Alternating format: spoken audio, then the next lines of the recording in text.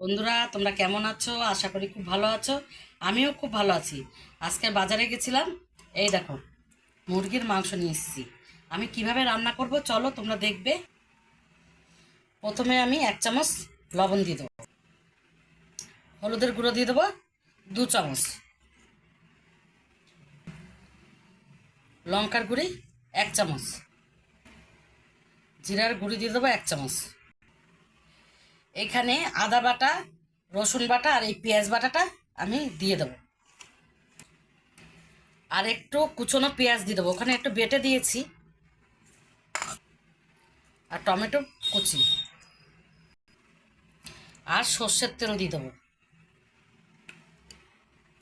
এটা এখন ভালো করে মেখে নেব। বন্ধুরা দেখো, আমার চিকেনটা মাখা হয়ে গেছে। কড়ার মধ্যে তেল দিয়ে দিয়েছি। এবার শুকনো লঙ্কা, জিরা, এলাচ, লবণ এই দিয়ে দিল লবণ। ভালো করে নাড়াচাড়া করে নিলাম। এখন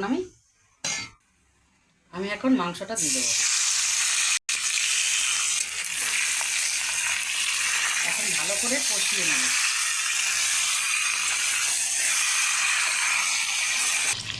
বন্ধুরা, আমি এখানে আলুগুলো ভেজে রেখেছিলাম, এখন আমি দিয়ে দেবো। আলুটা দিয়ে ভালো করে একটু কষিয়ে নেব আবারও। বন্ধুরা, আমার মাংসটা কষানো হয়ে গেছে। এবার আমি পরিমাণ মতন জল দিয়ে দেবো।